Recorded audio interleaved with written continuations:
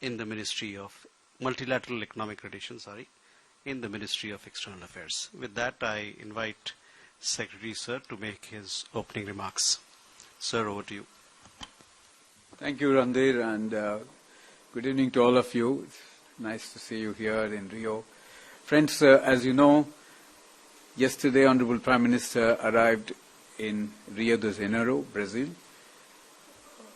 for the 17th BRICS Summit hosted by Brazil. This 2-day summit assumes significant importance in the context of the fast-changing global developments. The theme of the Brazil's 17th summit is strengthening global South cooperation for inclusive and sustainable governance. Honorable Prime Minister's visit assumes added importance. In my view, it's really elevated the entire summit, as we could sense during the opening session today. The importance that President Lula has given, attached to Honorable Prime Minister's participation, and the fact that India is a founding member of the BRICS, and India had always participated in the BRICS Summit, and also the fact that next year India will be taking over the chair of the BRICS. So his importance, his Honorable Prime Minister's participation assumes greater significance and importance given that background. Today was a full-day program. There were 3 sessions with a working lunch, and Honorable Prime Minister also had few bilaterals, and also pull-aside during the day. It was a packed session day. Honorable Prime Minister thanked President Lula for warm hospitality extended to him and his delegation. And he also welcomed the Indonesian President for joining as a full member of the BRICS, and he welcomed also the participation of the partner countries in this summit. The 17th summit has a very large participation. There are 11 permanent members. There are 9 partner countries, 8 invitee countries, and 7 heads of the international organizations. So from that point of view, it's a relatively larger participation as compared to last year. Let me give you a brief overview on the sessions. Honorable Prime Minister addressed the session on global governance and peace and security, where he reaffirmed India's commitment to enhancing the voice of the global South. He noted that developing countries require greater support for sustainable development in terms of access to climate finance and technology. He reiterated that the global organizations of the 20th century lacked the capacity to deal with the challenges of the 21st century. And therefore, he underscored the importance of reforming the multilateral organizations. He called for a multipolar and inclusive world order, and stated that the global governance institutions, particularly the UN Security Council, the IMF, the World Bank, and the WTO, must undergo urgent reform to reflect the contemporary realities and times. On the session on peace and security, Honorable Prime Minister underlined that terrorism was a grave threat facing humanity. In this context, he noted that all the leaders have condemned Pahalgam terrorist attack in strongest terms.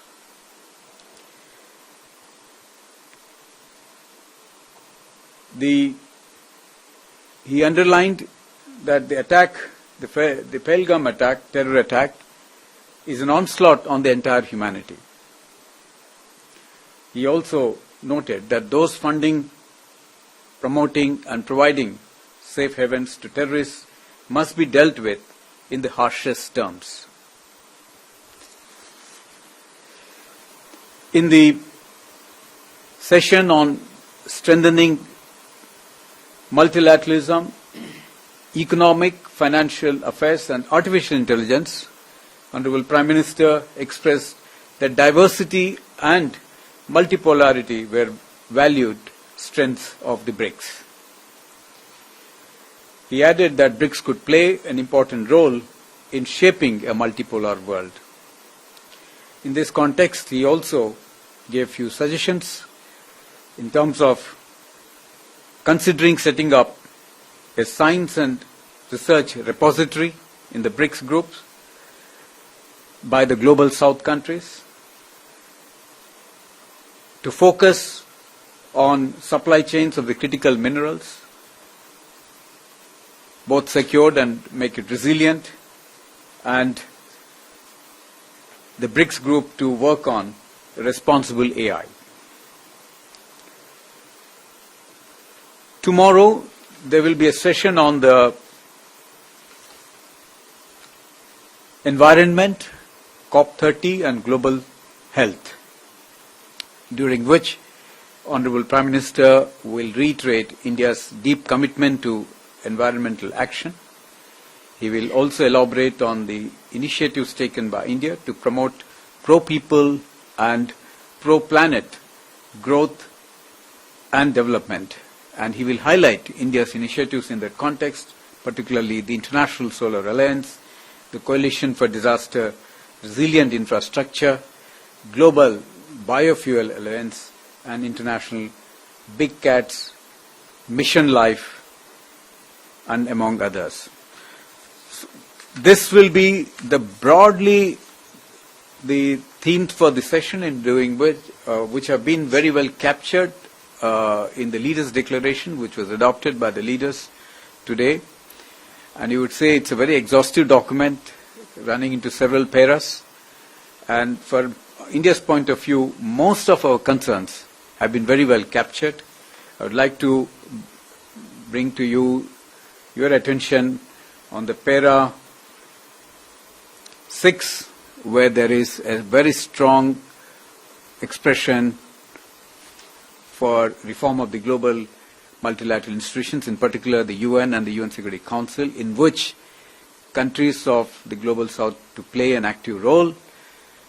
And this time, that para and that formulation has been further strengthened over the Kazan's formulation, where it got reiterated, reinforced in terms of India and Brazil to play an active role in international affairs and multilateral bodies, in the UN systems and in the Security Council. I think this is a very, very strong reiteration of the role, increasingly important role, both India and Brazil will play.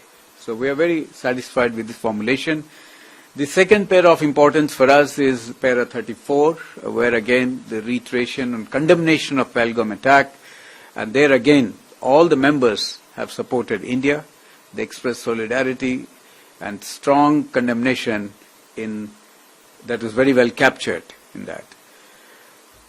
We have other paras, but many of India's ideas that we've been negotiating over a period of time have been well brought out. And in today's discussion, what we noticed is most of the ideas and views exchanged during all the sessions resonate with Honorable Prime Minister's views in very broad terms. Honorable Prime Minister also had bilateral meetings.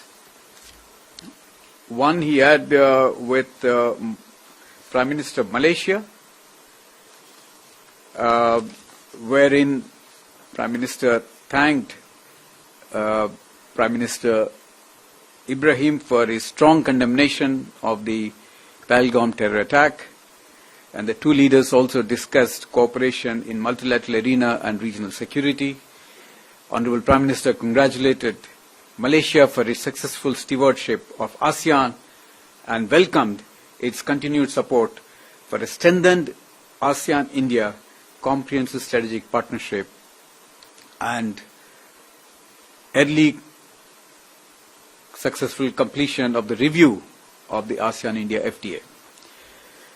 The second meeting that he had was with the President of Cuba, His Excellency Miguel Diaz-Canel Bermudez. And there again, both leaders talked about bilateral issues and exchanged ideas on further economic cooperation between the two countries. And very clearly in this meeting, India's digital public infrastructure and UPI, Unified Payment Interoperability, these proposals, initiatives of India which are low cost came up. Cuba showed a lot of interest to look into it and see how much it can benefit from those. Another item that came in the discussion was Cuba's possible recognition of Ayurveda and extended support for integrating Ayurveda into Cuba's public health system. There was also a suggestion that for Cuba to recognize Indian pharmacopoeia, and which will benefit in terms of giving access to India's generic medicines to Cuban national healthcare system. So these are broadly the discussions that happen in the bilaterals. In addition, Prime Minister also had pull-asides with President Ramaphosa of South Africa and Prime Minister of Vietnam. So broadly, these are the today's highlights. And if there are any questions you might want or seek clarification, I'll be happy to answer. Thank you very much.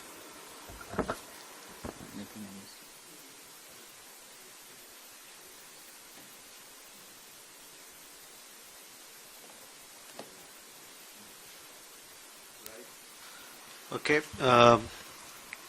Yes, please. Please identify yourself.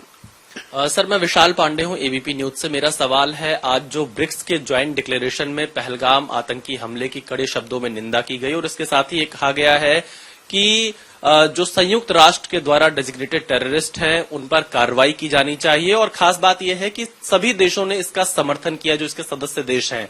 तो क्या ये पाकिस्तान को बड़ा संदेश दिया गया है यहां से, क्योंकि पाकिस्तान ही आतंकवादियों को पालता पोसता है, क्रॉस बॉर्डर टेररिज्म को अंजाम देने का प्रयास करता है, क्रॉस बॉर्डर शब्द का भी प्रयोग किया गया है। तो क्या ये सीधा संदेश पाकिस्तान को दिया और तमाम देशों का समर्थन भारत को मिला है? मेघना. Sir, I have two questions. I'm Meghna Dev from DD India. First one, there is the declaration. It says that there will be work on finding out interoperability in the BRICS cross-border payments initiative. What is that initiative? There was a technical report also that was revealed, so I would like to also know about it. My second question is on the, be it the debt servicing or Global South, the debt of the Global South. Was that discussed, and what has been the discussions amongst the leaders about the debt that Global South is facing? Faz favor. Yes. Hi, I'm Camila Vazzaru from Valor Econômico, the Brazilian newspaper. The Prime Minister is scheduled for an official visit with the President Lula on Tuesday in Brasilia. What can we expect from the meeting, and what kind of agreement might be announced? Okay. Sir Deepak Choubey INS news. Sir इसमें एक और चीज भी है कि जो Israel ने Iran पर जो हमला किया उसकी निंदा की गई है, इसके बारे में क्या कहेंगे आप? So we can take these questions and then come back for more. Okay. So, on the question on Brazil, I'll ask the ambassador to take it up a little later, but let me answer. So let me articulate some of the more important questions that came up in the context of Pahalgam. See, if you look at the para, it's 34, it's very clear. One is there is unanimous condemnation of all the leaders. I think you need to know that. And it also says that condemnation in all its manifestations, and including those who abet, who finance, and either openly, covertly, or overtly, in both ways, it has been condemned. There is also reference to the cross-border movement of terrorists. It's also coming out very clearly, and the listing of terrorist groups. Then there is also a strong support for comprehensive convention on against international terrorism, which was India's formulation, India's initiative in the UN for a long time, as you know that. So the message is very clear for anyone who understands the dangers of terrorism and how it can be, how it needs to be condemned, tackled not by just us. You know, there is a solidarity, there is a universal condemnation, which means all the countries are against it in any form. So that message is very clear to our neighbors. I will let me mention about the BRICS cross-border payments, which Meghna has just brought it out, and the debt servicing issues. So I think this is a concern post-COVID, as you all know, that countries economically have become weak in the global south, and that is truly the concern of the BRICS countries, because BRICS in some sense, represent global south countries, a multipolarity in its strongest terms, because there is a diversity in the BRICS countries. So this was one of the ideas. Now what are they looking for? Countries are looking for alternatives. Interoperability payment is a faster mechanism in terms of being able to do cross-border trading. And this is a low-cost solution. India has been successfully implemented it, and we are also entering into bilateral arrangements with many countries. So within the BRICS track, there is a discussion on it. We are hopeful that in the days to come there will be traction, and countries will accept it as it is beneficial to most of them. Now, you talked about the national currency settlement also is to be in a trade in national currency settlement. This is to be seen in the same breadth. So a significant progress has also happened in that context, and all the countries are quite supportive of these initiatives. On the Israel front, this is the most contentious issue at this point of time, because particularly given the situation and concern in West Asia, including Honorable Prime Minister expressed concern in his intervention today, the West Asian crisis. So Israel-Palestine, there's two-state settlement, condemnation of the civilian attack on civilians. All these have come up, and the message again is very clear that diplomacy, negotiation is the only way forward, and the character of the big BRICS, understanding that there are lots of countries from that region, have a very strong views on this.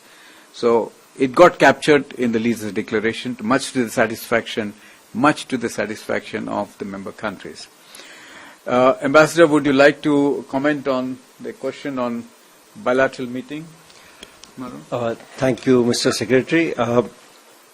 You asked about the bilateral visit of Prime Minister Modi to Brasilia at the invitation of President Lula on 8th of July. As a matter of fact, tomorrow, 7th of July, Prime Minister arrives Brasilia, and he'll be treated as a state guest. It's after 57 years that the Prime Minister of India is paying a state visit to Brazil. During the state visit, he'll be accorded the state protocol, state ceremonial welcome, followed by a bilateral talk where both delegations led by the respective leaders will meet. And after the talks, we are hoping to sign 4 agreements or /MOUs between the two countries, namely on renewable energy, counter-terrorism, agricultural research cooperation between ICAR, which is Indian Council for Agricultural Research, and Embrapa of Brazil, and also exchange and mutual protection of confidential information. These agreements have been finalized, and we are hoping to sign this on 8th of July. Thank you. Now we have more questions. Akhilesh. Sir, I'm Akhilesh Suman from Doordarshan. This is the first time that you are meeting with several new members, extended BRICS. So can you give us a flavor of the type of discussion that took place on various issues? And also that, was there any proposal to change the name of the BRICS because it is no more Brazil, Russia, India, China and South Africa? Okay. We have a question there. Hello, sir. This is Suryagni from IANS. Sir, we saw the Prime Minister directly speaking about reforms on international bodies, and we also saw the joint declaration on it. But, despite the fact that there is a direct mention of Russia and China reiterating their support to this thing, how easy or difficult do you guys think that it will be for BRICS or for the government of India to implement this internationally and make sure that this happens on, in real time? Mm-hmm. Sir. Well, I think, Akhileshji, you raised an interesting question, but given the diversity of the BRICS member countries, you should only expect that the agenda will be widespread. And, mostly the agenda setting is by the host country that sets the agenda. But host country also takes into consideration the diversity that exists in the group. So going by that, if you look at the sessions, it's very clear. The artificial intelligence, good governance, peace and security, you have global health, COP30, multilateralism. Now these are all concerns of the global south, and that's where it is. The entire session now is putting forth into the center stage the issues of the global south. And I think there is a thread. Although we are seeing a lot of focus on these issues of the global south, but what India did in the G20 was precisely that. We brought development to the center stage and the issues of the global south into the forefront of the global debate and discussions, and it's carrying forward. So the same agenda you see here in somewhat like a continuing thread coming into the BRICS, and next year when India takes over the chairship of BRICS, we will build further on that. And we are already thinking about an agenda for on terms of sustainability, resilience, and these are again very important because in a disruptive world today, both in terms of trade, in terms of the geopolitical tensions, the supply chain disruptions, you need to have resilience. You need sustainability. So I think you will see again a momentum and continuity in the way the BRICS will evolve in terms of the way they will take up the issues of the global south. Now, whether the BRICS will change its nomenclature, I doubt very much because I think it's become a brand by itself. And I don't think, by changing the brand you will gain anything more. But I think it has already captured the world attention, and member countries are quite happy with this. Yes. So I don't think no one has come out with any alternative at this point of time. So I don't. Surya mentioned about the reform of the UN. I think I elaborated it, but let me, to your satisfaction, if like to say that Para 6 captures a formulation that has been articulated over a period of time. It's flowing from almost 2 years ago. And we tried to get more clarity during the Johannesburg summit of the South Africa. That formulation underwent some changes because new members came in.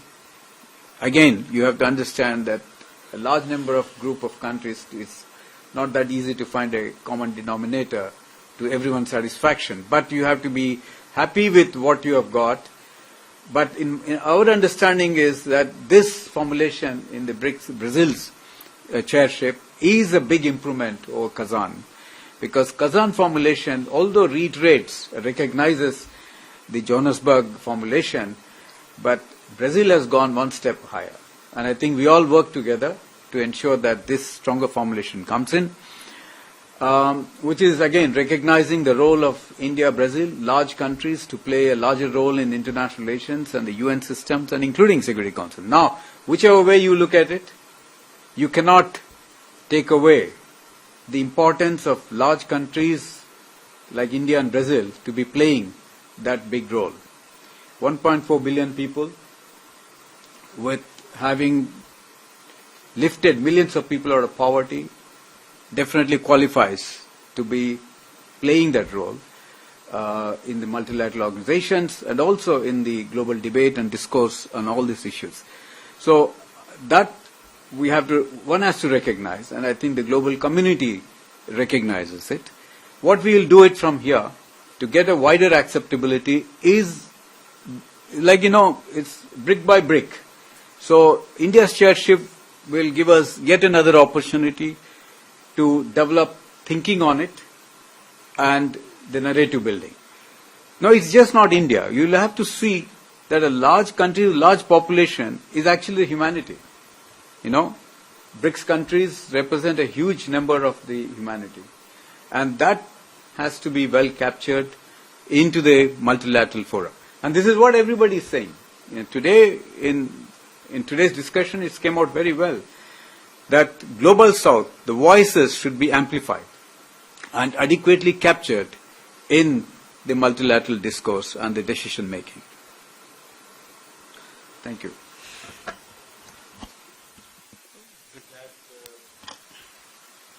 With that, ladies and gentlemen, we come to the close of this session.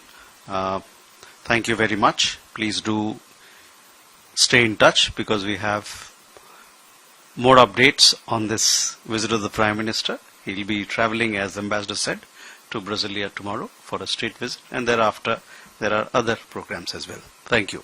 जैसे कि मैं सो रहा हूँ तो पिताजी को जगाना है मुझे, तो वो डायरेक्ट उठाने के बजाय, और हिंसा की परंपरा मेरे यहाँ नहीं थी सौभाग्य से, तो वो क्या करते थे कि उस कमरे में आ जाएंगे या बाहर से गुजरेंगे और चौपाई बोलेंगे, प्रात काल उठ गए रघुनाथा, मात पिता गुरु नावही माता। कभी कभी मैं गुस्से में उठ करके अरे पापा चरण स्पर्श किया और सो गया, मैंने कहा अब मत उठाना।